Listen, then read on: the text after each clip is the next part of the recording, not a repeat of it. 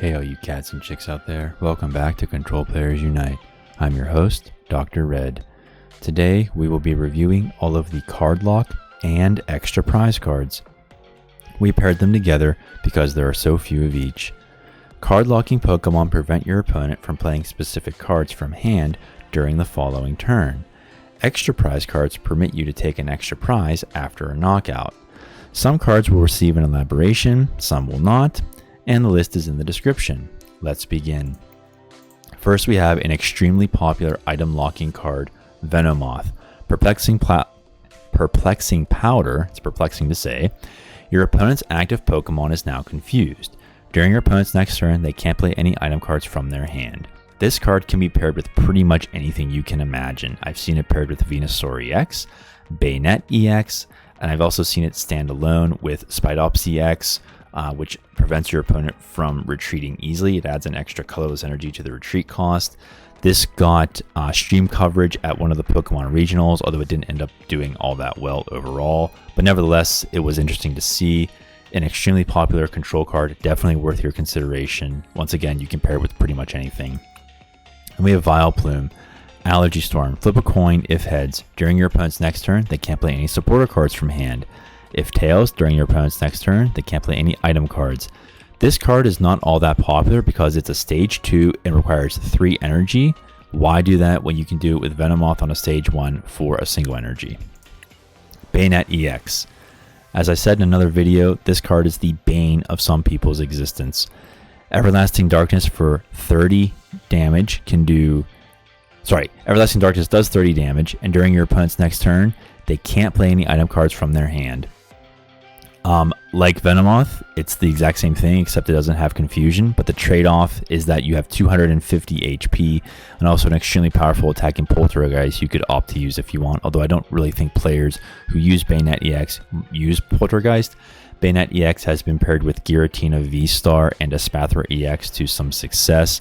Like Venomoth, I think you can pair it with pretty much anything as long as again, you could get it charged up, but you don't even need to use Psychic Energy. You could just use Luminous Energy instead. There's a lot of creative potential with this card, and I really hope more control players take advantage of it. Whimsicott VSTAR. This card is not played anymore. It was played when it first came out. During your opponent's next turn, they can't play any Pokemon Tool or Special Energy cards from their hand. Crobat, Echoing Madness. Choose items or supporters.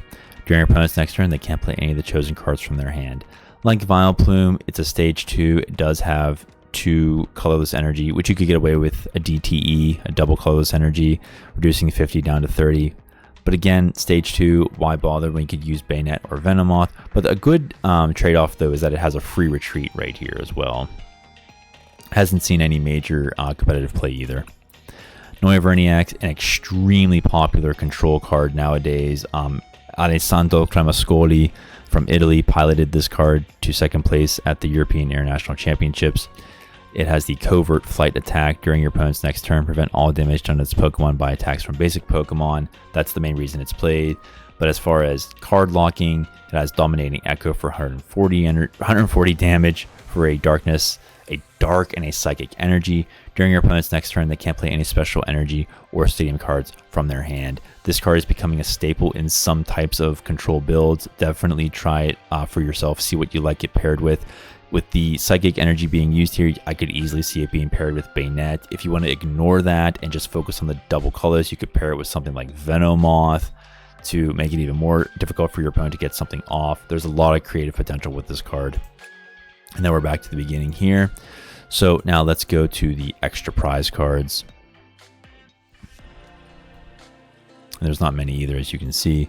Slowbro, Twilight Inspiration. You can use this attack only if your opponent has exactly 1 prize card remaining, in which you take 2 prizes.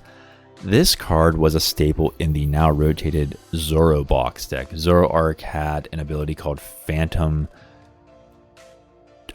transmutation. I can't think of the word right now. But basically, it could transform into any stage 1 Pokemon. If Slowbro was in your discard, you could put it on the active and just take your 2 prizes and win, as Zoroark was a single prize deck. You have some potential here to get creative if you put this as a one-off in your deck and then out of nowhere charge it when your opponent has 1 prize left. I've seen it done once in a Japanese deck. I think it was with Charizard EX, but I could be wrong. Either way, this card has some potential for some creative use here.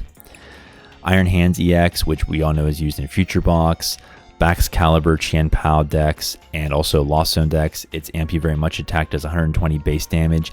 If your opponent's Pokemon is knocked out by damage from this attack, take one more prize card. I would really like to try this with Pidgeot EX control just to see what it's like, but I'm not sure how well it would work, but that's why we experiment. Has some potential for control, maybe, definitely be on the aggro control side of things, and we already know all these success it's had so far. Clefable, More Moon. If your opponent's Pokemon is knocked out by damage from this attack, take one more prize card. Hasn't seen any competitive use or even any meme use on the ladder. I haven't found it at all, actually. Ribombee, Plentiful Pollen, 30 damage. During your next turn, if the defending Pokemon is knocked out, take two more prize cards. This card I have seen paired in Japanese competitive decks with Charizard EX, and with good reason. It has a free retreat, it's a stage 1, and frankly there's no reason to not try it. I could even see it with some aggro control decks like the one I just mentioned with the potential for Iron Hands EX, or even the Noivern EX that's becoming more and more popular. Definitely has a lot of potential as well. Unown V, which is included here for the sake of completion, victory symbol. If you use this attack and you have only one prize card remaining, you win the game. Not taking an extra prize card, but you are taking the win, so I thought, why not? Crobat. This is another Crobat. Critical Bite. This attack does 30 damage to one of your opponent's Pokemon. If one of your opponent's Pokemon is knocked out by damage from this attack, you take two more prize cards. This includes Pokemon from the bench, so it can snipe the bench. Something like Serena EX, maybe. I've seen it paired with as meme decks. I tried it once, didn't really work too well. You probably would have to use Reversal Energy with this to really get it going. Otherwise, it's worth exploring as a fun side deck, but if you want any competition with this, I'm not seeing it right now.